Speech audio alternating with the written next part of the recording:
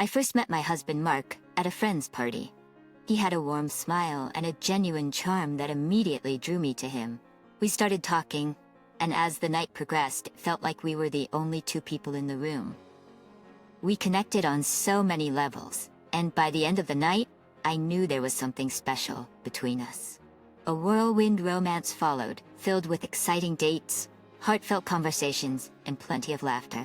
We were inseparable, and it didn't take long for us to realize that we wanted to spend the rest of our lives together. After a few months, Mark proposed to me on a beautiful beach at sunset. It was a picture-perfect moment, and of course I said yes, without any hesitation. We were ecstatic and eager to start our new life together. However, there was one small hurdle we needed to overcome before we could find our own place: a lack of finances. Mark suggested that we move in with his parents temporarily to save up for a down payment on our dream home. I agreed, thinking it would be a great opportunity to bond with his family and build a stronger foundation for our marriage. Mark's parents, Robert and Linda, were welcoming and kind-hearted. They opened their home to us with open arms, and for a while it felt like a cozy, harmonious environment. They seemed genuinely happy to have us there, and I genuinely believed it was the best decision for us at the time. In those early days, I got to know Robert and Linda better. Robert was a gentle and laid-back man, always ready with a warm smile and a helping hand. He had an infectious laugh that could light up a room. Linda, on the other hand, was a strong-willed woman, fiercely protective of her family. She had a sharp wit and an unwavering loyalty to those she loved. As we settled into their home, I felt grateful for the support and assistance they provided. Mark and I were optimistic about our future, and even though he hadn't found a job yet, we believed it would only be a temporary setback. We were young, in love, and ready to face any challenge that came our way. Moving into Mark's parents' house was a significant change for both of us. We brought our belongings, hopes, and dreams into their home, ready to start this new chapter in our lives. At first, the living arrangement seemed promising. The house was spacious, and we had our own private space within it. As days turned into weeks, we settled into a routine. I commuted to work every day while Mark continued his job search. His determination and enthusiasm never wavered, and I admired him for that. Meanwhile, his parents took care of the household chores and made sure there was always a warm meal waiting for us. In those early days, we bonded as a family. We shared meals together, exchanged stories, and even embarked on small adventures. Mark's father, Robert, often took us hiking on weekends while Linda would surprise us with her delicious homemade desserts. Life felt comfortable and full of promise. However, as time went on, we started to notice a shift in dynamics. Mark struggled to find employment despite his relentless efforts. His confidence began to wane, and it took a toll on him emotionally. I watched helplessly as he sent out job applications day after day, hoping for a breakthrough. Meanwhile, I continued to work full-time to support us all. My income became the primary source of sustenance for the entire household. Bills, groceries, and everyday expenses became my responsibility. It was a heavy burden to bear, but I believed that things would eventually change for the better. As the financial strain grew, Mark's parents became less involved in contributing to the household. They seemed to distance themselves from the responsibilities, leaving me to shoulder the load entirely. Linda, once so warm and affectionate, became increasingly preoccupied with her own concerns. One evening, after a particularly exhausting day at work, I returned home to find Mark and his parents sitting in the living room. Their faces were grim and a heavy silence hung in the air. Sensing something was wrong, I cautiously approached them. "What's going on?" I asked, my voice filled with concern. Mark's mother, Linda, sighed deeply before speaking. "Susan, we need to talk," she said, her tone somber. "We've been discussing the financial situation, and we've decided that you need to contribute more. It's becoming a burden for us too." I was taken aback by her words. I had been giving my all, working tirelessly to provide for everyone. How could they not see the effort I was putting in? "But I've been doing everything I can," I replied, my voice tinged with frustration.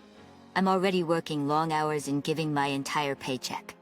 We understand that, Susan, but we're all struggling. We thought this arrangement would be temporary, but it's taking longer than expected for Mark to find work. Tears welled up in my eyes as I realized the magnitude of the situation. It was clear that the support I had hoped for from Mark's family was slowly slipping away. As days turned into weeks and weeks turned into months, it became increasingly evident that Mark's job search was hitting a dead end. Despite his persistent efforts in countless job applications, he couldn't secure stable employment. It was a harsh reality to face, and it left him feeling defeated and discouraged. Meanwhile, the financial burden continued to weigh heavily on my shoulders. I was the sole breadwinner for our little family, and it felt like an immense responsibility. My hard-earned money became the lifeline that kept us afloat. I paid the bills, put food on the table, and tried my best to meet everyone's needs. Mark's parents, Robert and Linda, were aware of the situation. They initially tried to lend a helping hand, but their contributions became less and less frequent as time went on. The strain on our relationship started to show, and I couldn't help but feel like I was being taken advantage of. One evening, after returning home from another exhausting day at work, I found Mark and his parents gathered in the living room. The atmosphere was tense, and I could sense that something was amiss. "What's going on?" I asked, a hint of apprehension in my voice. Linda, Mark's mother, looked at me with a mix of frustration and disappointment. "Susan, we need to talk," she began, her tone laced with frustration. "We can't keep relying solely on you to provide for all of us. It's not fair." I felt a surge of anger rise within me. I had poured my heart and soul into supporting the entire household, and to be met with this kind of complaint felt like a slap in the face. "I've been doing everything I can," I retorted, my voice tinged with frustration.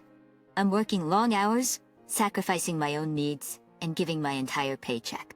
How much more do you expect me to do?" Robert, Mark's father, interjected with a softer tone, trying to calm the situation.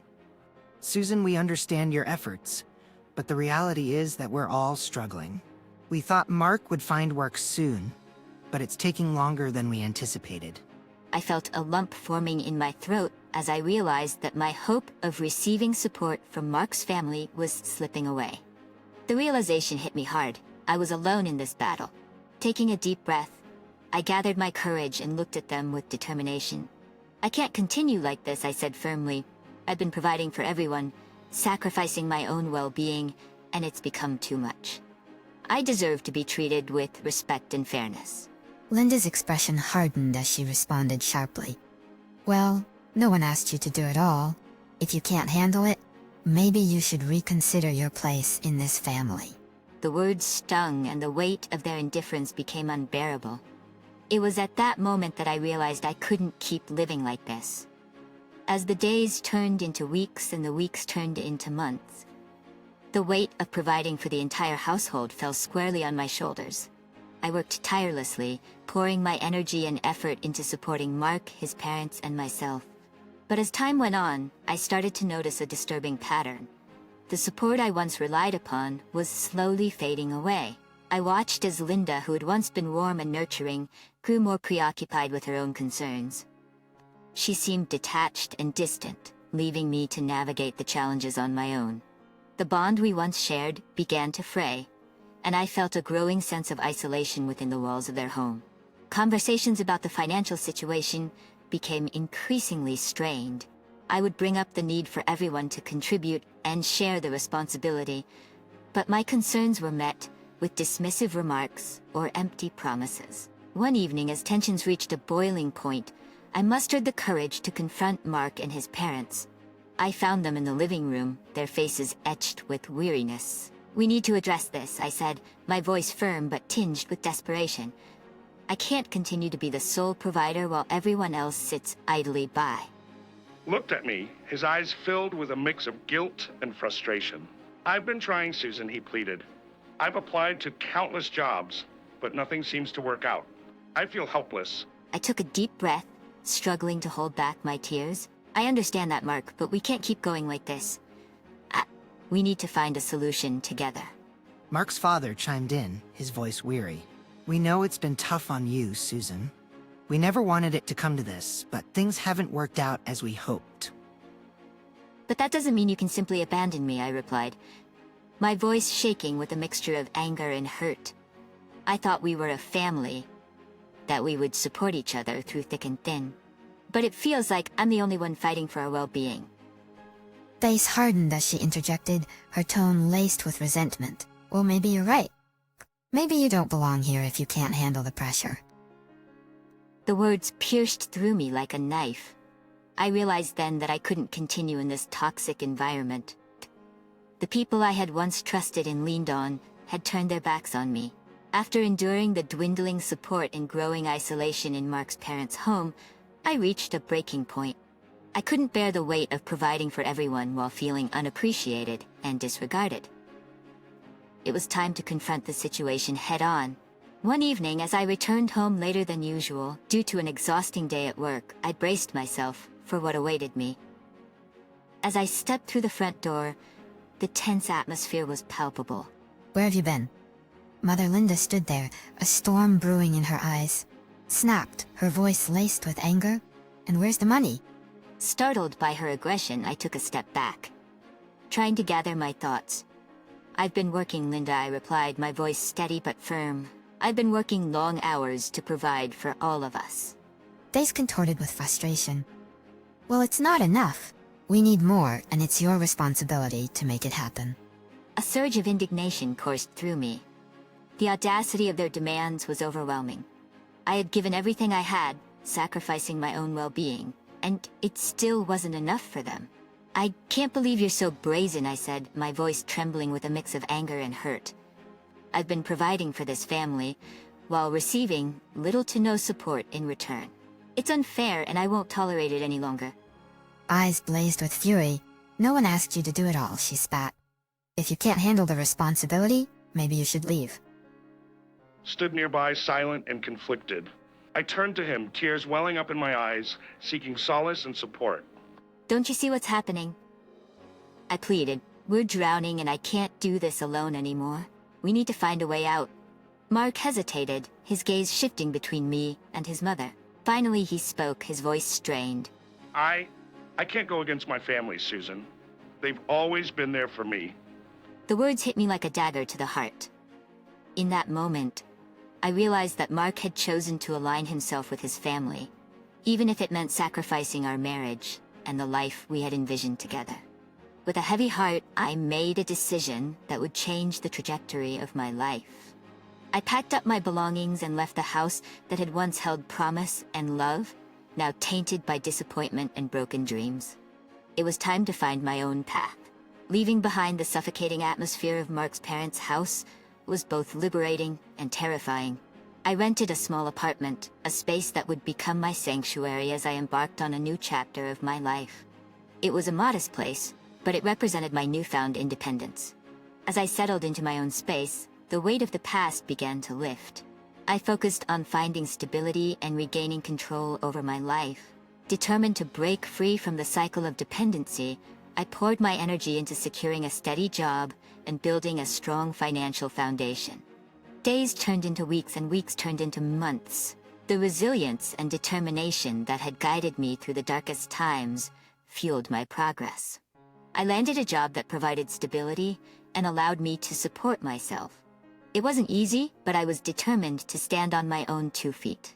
In the midst of rebuilding my life, I also took the necessary steps to legally separate from Mark. Our marriage had become a symbol of broken promises and unfulfilled dreams. With a heavy heart, I filed for divorce, knowing it was the right decision for my own well-being and future happiness. During this period, I focused on self-care and personal growth. I surrounded myself with supportive friends who understood the struggles I had faced and offered unwavering encouragement.